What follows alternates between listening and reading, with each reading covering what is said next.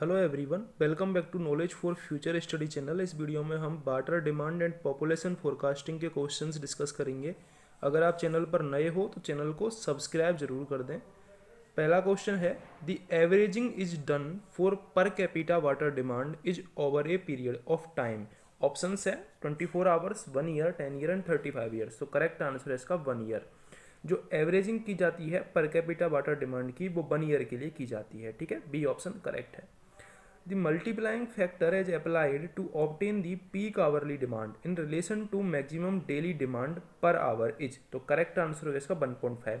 जो peak hourly demand है, peak hourly demand वो होती है 1.5 टू मैक्सिमम डेली डिमांड। ठीक है, 1.5 टू मैक्सिमम डेली डिमांड। ये हमसे पूछा है कि जो मल्टीप्लाइंग फैक्टर है obtain the peak hourly demand in relation to maximum daily demand per hour is equal to 1.5.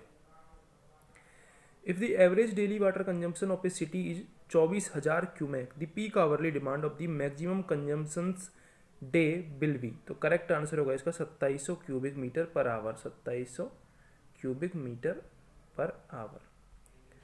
अगला क्वेश्चन है, वाटर ट्रीटमेंट यूनिट्स में be designed including 100% reserves for water demand equal to twice of average daily day. Water treatment units may be designed including 100% reserves for water demand equal to twice of average daily. Distribution system in water supplies is designed on the basis of। जो water supplies में distribution system होता है वो coincident draft के base पे design किया जाता है। सी ऑप्शन करेक्ट है, coincident draft। अगला क्वेश्चन है, ratio of the maximum daily consumption to the average daily demand is. Important question है, करेक्ट आंसर होगा 1.8। मैक्सिमम डेली कंजम्पशन का एवरेज डेली डिमांड से रेशियो क्या होगा, 1.8 होगा।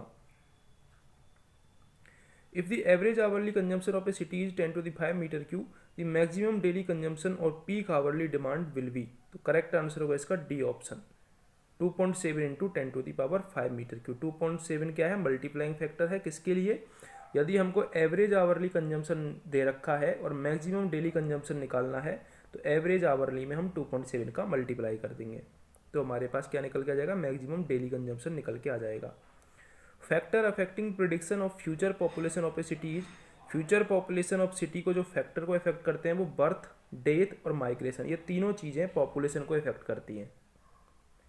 अगला क्वेश्चन है, population of city in 3 consecutive years are 10,000, 12,000, 15,600 respectively. The population of a city in the 4th consecutive year as per geometric increase method. तो geometric increase method का formula होता है P into 1 plus R upon 100 की power n। ये formula आपको याद रखना है पहले तो, P into 1 plus R upon 100 की पावर n। n क्या है यहाँ पर, जस्ट इस क्वेश्चन में अगला पूछा है तो अगला, यदि 2 डिकेड छोड़ के होता तो n बराबर 2 होता, यदि 3 डिकेड छोड़ के होता तो n बराबर 3 होता। n यहाँ पर टाइम है, ठीक है।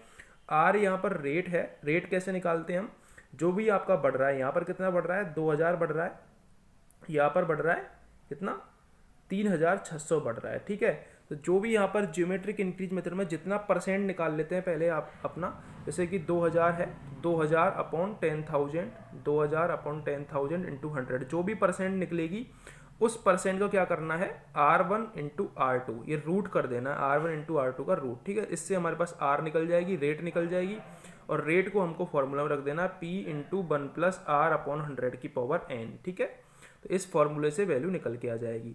N ideal population growth curve is called. Ideal population growth curve होता है, उसको लॉजिस्टिक कर्व बोला जाता है। Ideal population growth curve is called as logistic curve. Average domestic water consumption per capita per day for an Indian city according to IS 1172/1963 में भी taken as. Correct answer है 135 LPCD। 135 LPCD